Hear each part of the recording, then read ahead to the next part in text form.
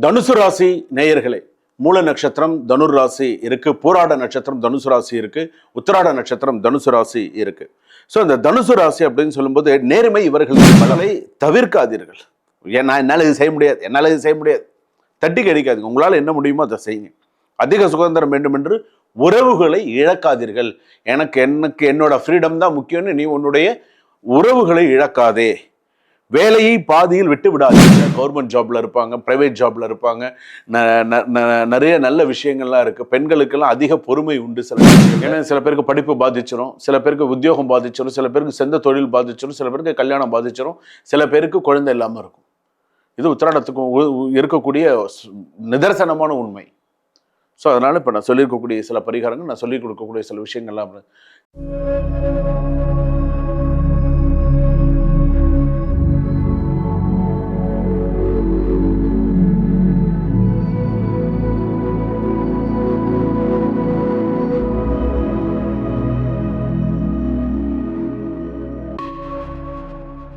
ஜனனி ஜன்ம சௌக்கியானாம் வர்தனி குல சம்பதாம் பதவி பூர்வ புண்ணியானாம் லிக்யதே ஜன்ம பத்திரிகா ஆதித்யாயச்ச சோமாய மங்களாய புதாயச்ச குரு சுக்கர சனிபியஸ்ச ராகவே கேதவே நமஹா. கஜானனம் பூதகணாதி சேவிதம் கபித்த ஜம்பு பலசார பக்ஷிதம் உமாசுதம் சோக விநாச காரணம் நமாமி விக்னேஸ்வர பாதபங்கஜம்.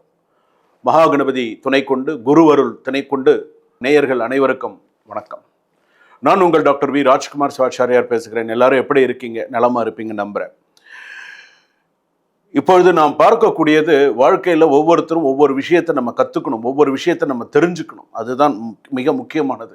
ஏதாவது ஒரு சூழலில், ஏதாவது ஒரு நேரத்தில், ஏதாவது ஒரு விஷயம் நம்ம கண்ணில் படும்போது அந்த விஷயத்தை நம்ம தெரிஞ்சுப்போம். அதுதான் நிதர்சனமான உண்மை அப்படிங்கிறது. இப்போது நம்ம பார்க்கக்கூடிய ஒரு தலைப்பு என்ன அப்படின்னு கேட்டால், மறைக்கப்பட்ட உண்மை. 12 ராசிகளுக்கு மறைக்கப்பட்ட உண்மை தான் என்ன, நீங்கள் என்ன செய்யணும், என்ன செய்யக்கூடாது, இது ஒவ்வொரு வாழ்க்கையிலும் நீங்கள் தெரிந்து கொள்ளக்கூடிய ஒரு விஷயம். நீங்கள் என்ன பண்ணணும், பண்ணக்கூடாது, அது மிக முக்கியமானது. அப்போது இதுக்கு என்ன விஷயம் நமக்கு பண்ணணும், மறைக்கப்பட்ட உண்மை தான் என்ன. இப்போது இப்போ நான் நிறைய ராசிகளில் நான் பேசிட்டு வரும்போது நிறைய ராசிகள்லாம் அனலைஸ் பண்ணி பேசும்பொழுது பிரம்மன் எழுதிய விதி, உங்களுடைய அதாவது லட்சக்கணக்கான மக்களுடைய ஒரு ஆதரவு அதில் இருந்தது. உண்மையிலேயே அது ஒரு தெய்வ கடாட்சம்னு சொல்லலாம். அந்த அளவுக்கு பார்த்தீங்கன்னா இந்த பிரம்மன் எழுதிய விதி அவ்வளோ ஒரு சிறப்பாக இருந்தது. நிறைய பேர் அப்படியே ஃபோனை எடுத்தோடனே அவங்க அழுது தான் எனக்கு ரொம்ப வருத்தமாக இருந்தது. ஒரு சமயம், சாமி இந்த மாதிரி எப்படி உங்களால் சொல்ல முடிஞ்சது, இந்த பிரம்மன் என் வாழ்க்கையில் நடந்த விஷயத்த சொன்ன மாதிரி இருந்தது அப்படின்னு சொல்லியிருந்தாங்க. அப்போது எல்லாரும் ஒவ்வொருத்தரும் ஒரு விஷயங்கள் நம்ம கிட்ட பகிர்ந்துக்கிறாங்க. சுவாமி இந்த மாதிரி இருந்து நீங்கள் சொன்ன பிரம்மன் எழுதிய விதி அப்படின்னும்போது, அப்போது இதுக்கு மறைக்கப்பட்ட உண்மை தான் என்னதான் மறைஞ்சிருக்கு, எதனால மறைக்கப்பட்டது, என்ன பிரச்சனை, செய்ய வேண்டியது என்ன, செய்யக்கூடாதது என்ன, இதுக்கு என்ன பரிகாரம் நான் பண்ணிக்கலாம். என் 12 ராசிக்கு நான் இப்போ தனித்தனியாக சொல்ல போகிறேன். நோட் டவுன் பண்ணிக்கோங்க.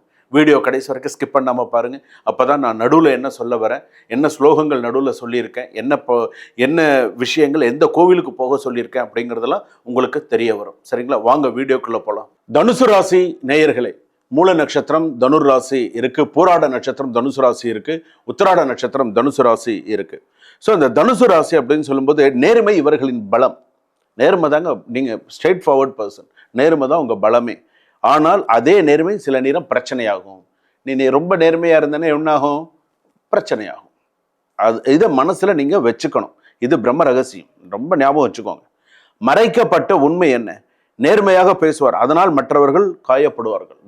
நீ கரெக்டாக பேசுவ, ஆனால் அது மற்றவங்களுக்கு காயப்படுத்துகிற மாதிரி இருக்கும். என்ன பண்ணுறது? இது மறைக்கப்பட்ட உண்மை. ஆன்மீகம் தர்மம் மீது அதிக ஈர்ப்பு. ஆன்மீகமும் தர்மமும் அதிக ஈர்ப்பு கொண்ட ராசி. யாரையும் எளிதில் நம்பும் குணம், ஈஸியாக நம்பிடுவீங்க. யாரோ ஏதாவது சொல்கிறாங்க, ஓகே. அது வாழ்க்கையில் திடீர் உயர்வும் திடீர் வீழ்ச்சியும் இருக்கும். ஹை லோ ரெண்டுமே உண்டு, அப் டவுன்ஸ் இருந்துட்டே தான் இருக்கும். சுதந்திரம் இவர்களுக்கு முக்கியம். என் சுதந்திரத்தில் தலையிட நீ யார், அவ்வளோதான். ஒரே கேள்வி, நான் இப்படி தான் இருப்பேன். என் சுதந்திரத்தை தலையிடுறதுக்கு நீ யார்? நான் இப்படி தான் இருப்பேன், என் வழி இப்படி தான். முன்னால் நீ இருந்தால் இரு, இல்லைன்னா போய்கிட்டே இரு, இதுதான் நான். அந்த மாதிரி. ஸோ அப்போ செய்ய வேண்டியது நீ என்ன, உன்னுடைய பிரம்ம ரகசியம் உனக்கு செய்ய வேண்டியது என்ன? பேசும் முன் யோசித்து பேசுங்கள். ஆன்மீக வழிபாட்டை தினமும் பின்பற்றுங்கள். பெரியோர்களின் ஆலோசனையை கேளுங்கள். வியாழக்கிழமை குரு வழிபாடு செய்யுங்கள். புத்தகம் வாசிக்கும் பழக்கத்தை வளர்த்து கொள்ளுங்கள், நிதானமாக முடிவெடுக்க கற்றுக்கொள்ளுங்கள், சேமிப்பு பழக்கம் கற்றுக்கொள்ளுங்கள், நல்ல நண்பர்களை தேர்வு செய்யுங்கள், தினமும் மெடிடேஷன் பண்ணுங்க, குடும்பத்துடன் நேரத்தில் செலவிடுங்க, தான தர்மம் செய்யுங்க, பொறுமையை வளர்த்துக்கோங்க. இதெல்லாம் நீங்க செய்ய வேண்டியது. இதுல ஏதாவது ஒன்று செய்றீங்கன்னு சொன்னா நான் மனப்பூர்வமா என்னுடைய வாழ்த்துக்கள். அதே போல செய்யக்கூடாதது அப்படின்னு சொல்றேன், அதிக நேர்மை காட்டி பிறரை காயப்படுத்தாதீர்கள். 1, யாரையும் கண்மூடித்தனமா நம்பாதீங்க. 2, அவசர முடிவுகள் எடுக்காதீங்க. 3, செலவுகளை கட்டுப்பாடு அதை இழக்காதீர்கள்.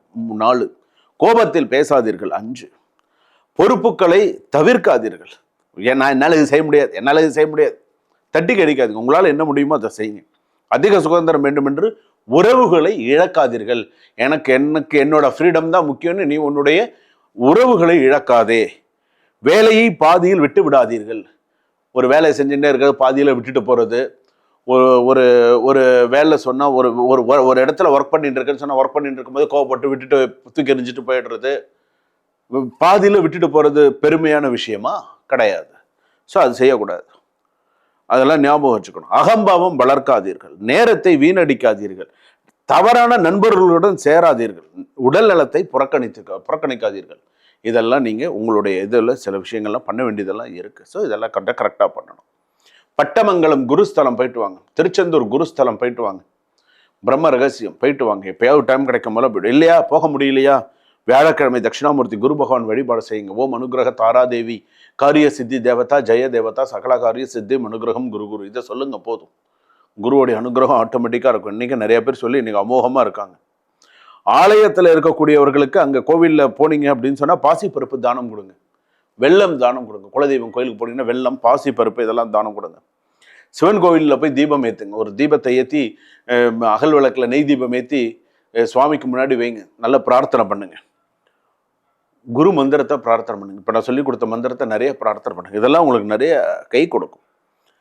2வது இதில் இன்னொரு விஷயம் என்னென்னா, தனுசு ராசி பொறுத்தளவுக்கு இன்னைக்கு இப்போ இருக்கக்கூடிய இந்த பிரம்ம ரகசியத்தில் இன்னொரு விஷயமும் நான் சொல்கிறேன். ஃப்யூச்சரில் அம்மாவுடைய உடல் நலத்தை கொஞ்சம் கவனமாக பார்த்துக்கோ.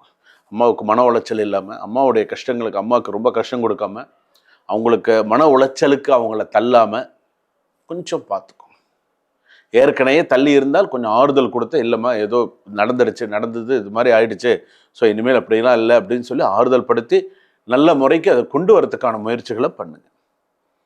ஏன்னா தனுசு ராசி பொறுத்தளவுக்கு நல்ல ராசி தான், நான் இல்லைன்னு சொல்ல முடியும். குரு வில்லானை சொல்லால் வலை அப்படிங்கிற மாதிரி நல்ல ராசி. குருவுடைய ஆதிக்கம், நல்ல புத்திசாலித்தனம், நல்ல கவர்மெண்ட் ஜாப்ல இருப்பாங்க, பிரைவேட் ஜாப்ல இருப்பாங்க, நிறைய நல்ல விஷயங்கள்லாம் இருக்குது. பெண்களுக்கெல்லாம் அதிக பொறுமை உண்டு. சில நேரங்களில் போராட்டம் தான், போராட்டம்ங்கிறது இருக்க தான் இருக்கும். ஆனால் அதுவே வாழ்க்கை இல்லை, மாறும்.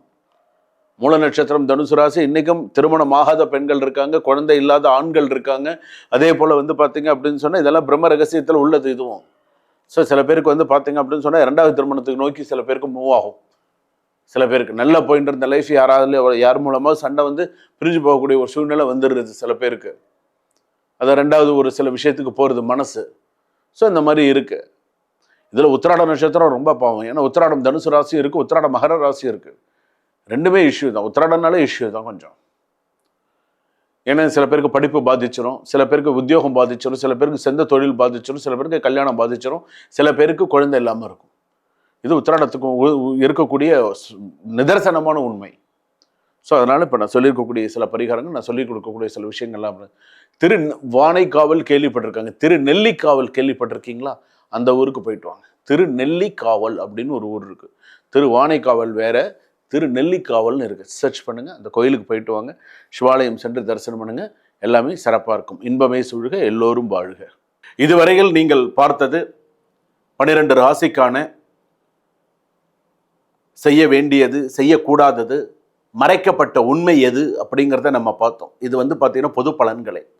உங்களுடைய சுய ஜாதகப்படி, உங்களுடைய ஜென்ம ஜாதகப்படி நீங்கள் உங்களுடைய ஜாதகத்தை காண்பித்து, உங்களுடைய லக்னம் என்ன, உங்களுடைய லக்னாதிபதி யார், உங்கள் ராசியாதிபதி யார், உங்களுடைய 7ஆம் அதிபதி யார், உங்களுடைய 7 குடையவன் யார், ஜாதகத்தில் சரியாக இருக்கா, உன்னுடைய வரவு செலவு, உன்னுடைய முழு ஜாதகத்தை நீ ஒரு தடவை அனலைஸ் பண்ணி ஃபுல்லாக செக் பண்ணிக்கோ. எப்பப்போ என்ன தசா புக்தியில் என்னென்ன நடக்கிறதோ இதுக்கு நான் என்ன பண்ணணும், இப்போ இதுவரையில் நான் சொல்லியிருக்கிற விஷயங்கள்லாம் உனக்கு எந்த அளவுக்கு உனக்கு சரியாக இருந்தது அப்படிங்கிற வரைக்கும் நீங்கள் கரெக்டாக சொல்லுங்கள். அப்படி நீங்கள் சொல்லும்போது எனக்கும் நானும் அதை தெரிஞ்சுப்பேன். உங்களுக்கு ஏதாவது டவுட்ஸ் இருந்தது அப்படின்னு சொன்னால் டிஸ்கிரிப்ஷனில் நம்பர் இருக்குது. எனி டைம் நீங்கள் ஒரு அப்பாயின்மெண்ட் ஃபிக்ஸ் பண்ணி நீங்கள் எப்போ வேணாலும் நீங்கள் எனக்கு ஒரு கால் பண்ணி ஒரு டைம் ஃபிக்ஸ் பண்ணி நீங்கள் என்கிட்ட ஜாதகம் பார்த்துக்கலாம், தெரிஞ்சுக்கலாம். சுபம்.